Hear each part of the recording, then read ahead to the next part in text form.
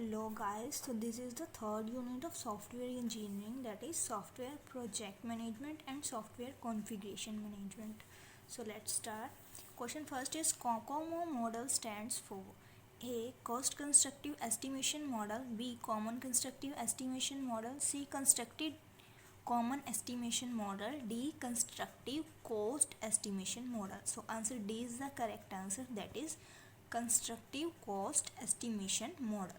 Question number second is who introduced COCOMO model? So Barry Boehm introduced COCOMO model. Okay. Question number third, in COCOMO model, projects are categorized in how many types or how many categories? Okay. A 2, B 3, C 4, D only 1. So projects are categorized in 3 categories. Answer B is the correct answer here. Okay. Question number 4 is dash is the most important activity after the cost estimation. A. Work breakdown, B. Project planning, C. Project scheduling, D. Control structure. So अब इसमें देखो कि coast estimation के बाद ही activity पूछी है, तो work breakdown नहीं, ठीक है, वर्क ब्रेकडाउन तो बाद में होता है.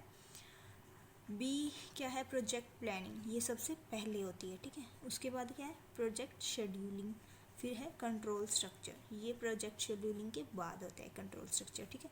तो आंसर सी जो है वो करेक्ट आंसर है, दैट इज़ प्रोजेक्ट प्लानिंग जो है वो नेक्स्ट एक्टिविटी है after the cost estimation. Okay. Putnam make use of dash curve in his model to estimate project effort, schedule and defect. तो कौन सी कर्व का use करा था पुतनाम ने उसके मॉडल में? वो कर्व का नाम है रेले कर्व. ओके. तो ये 6th क्वेश्चन है. मैंने 4th के बाद सीधा 6th पे जंप कर दिया. हमारा 5th क्वेश्चन रह गया. 5th देख लेते हैं. Question number 5th is the Putnam resource allocation models gives the idea of dash and dash in his model. Cost and time, B. Cost and effort, C. Time and effort, D. None of these.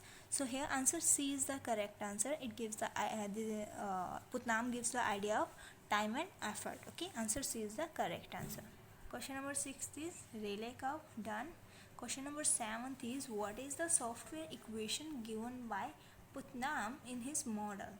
So ये है equation b2 power 1/3 into size by productivity is equal to effort raise to power 1/3 into time raise to power 4/3. 3 है ये, ठीक है. Okay. जिसमें S क्या है? Product का साइज है. बी क्या है? स्केलिंग फैक्टर है या फिर फंक्शन ऑफ प्रोजेक्ट साइज बोल सकते हैं, ठीक है. इस साइज का फंक्शन है. ओके. एफर्ट क्या है? टोटल एफर्ट जो हम अप्लाई कर रहे हैं प्रोजेक्ट में. यूनिट क्या होगी उसकी? पर्सन पर मंथ में हम मीज़र करते हैं. ओके. तो ये फॉर्मूला याद रखना. इसमें से प्रोडक्टिविटी का फॉर्मूला भी निकाल सकते हैं हम. प्रोडक्टिविटी का भी पूछा जा सकता है, एफर्ट का भी पूछा जा सकता है, ठीक है. Question number 8 is project management can be divided into dash phases A2 B3 C4 D5. तो ये 3 फेजेस में डिवाइड है, ठीक है. Answer B is the correct answer. Question number 9, if the cost estimated is higher than the actual cost of project, it act as, मतलब कि जो हमने कॉस्ट एस्टिमेट करी थी वो ज़्यादा थी, बट जो सॉफ्टवेयर डेवलप हुआ वो कम कॉस्ट में हो गया, तो क्या हुआ? हमें बेनिफिट हुआ. तो ये क्या हो? कौन सी अनसर्टेनिटी होगी? पॉजिटिव अनसर्टेनिटी होगी, ठीक है. बट अगर हम एज्यूम थोड़ी करें और सॉफ्टवेयर की कॉस्ट ज़्यादा आ जाए तो ये कौन सी होगी? तो वो नेगेटिव होगी, ठीक है. इस केस में ये पॉजिटिव है, तो answer A is the correct answer. Question number 10, the primary reason for cost and schedule estimation is dash. A. Plan the scheduling, B. Plan the resource allocation, C. To enable the client to perform cost benefit analysis, D. All of the above. So here answer C is the correct answer, to enable the client to perform cost benefit analysis. Okay. Question number 11th, most of the cost estimates are determined in terms of dash. Person मांस, ये मैंने आपको पहले भी बताया है। पहले एक क्वेश्चन आया था उसमें पुटनाम वाले मॉडल वाले में जो फॉर्मूला था, ठीक है। Question number 12, from given options which is not the type of COCOMO projects?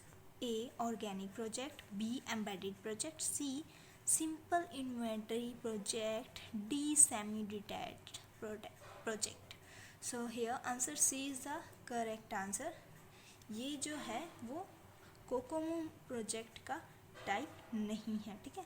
बाकी तीनों क्या हैं, उसके टाइप हैं। तो आंसर सी यहाँ पे करेक्ट है।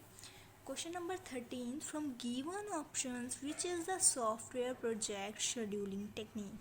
Work breakdown structure, critical path method, project evolution review technique, part D all of these. तो ये सारी ही प्रोजेक्ट शेड्यूलिंग टेक्निक्स हैं, तो answer D is the correct answer है, okay. Question number 14, dash is a widely used technique for controlling time, cost and work in a project. A part, B Gantt chart, C WBS, D CPM. So here answer A is the correct answer, that is part.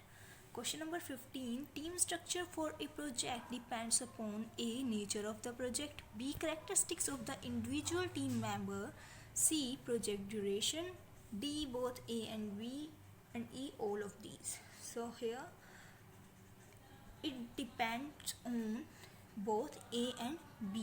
Answer D is the correct answer. Question number 16, software configuration management SCM is the discipline which is used for dash identify change, monitor and control change, ensure the proper implementation of change, D all of these. So here answer D is the correct answer. It is used for all of these, okay. Question number 17, a project manager typically deals with risk events that falls into which area of the uncertainty spectrum? A complete uncertainty,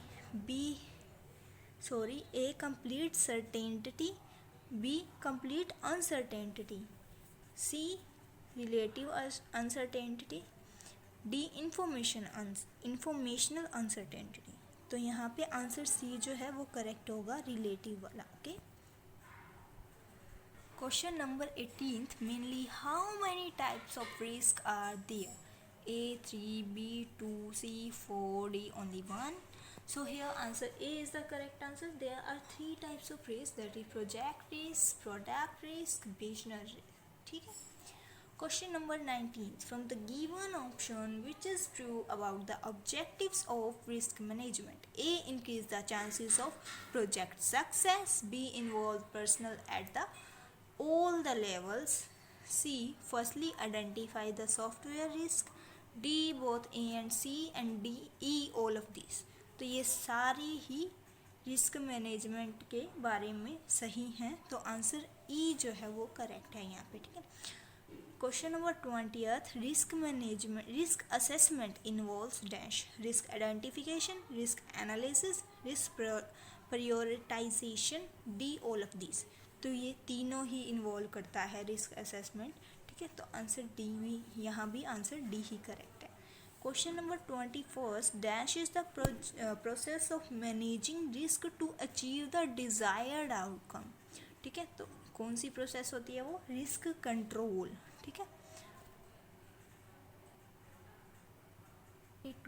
risk control involves risk management planning, risk resolution, risk monitoring, D all of these.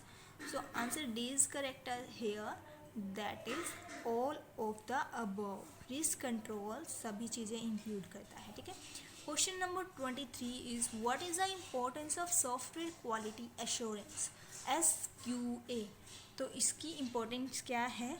To ensure that the final product is of high quality, ठीक है, means उसकी quality अच्छी हो वो, ठीक है। तो ये 23 क्वेश्चन थे यूनिट 3 के, ठीक है।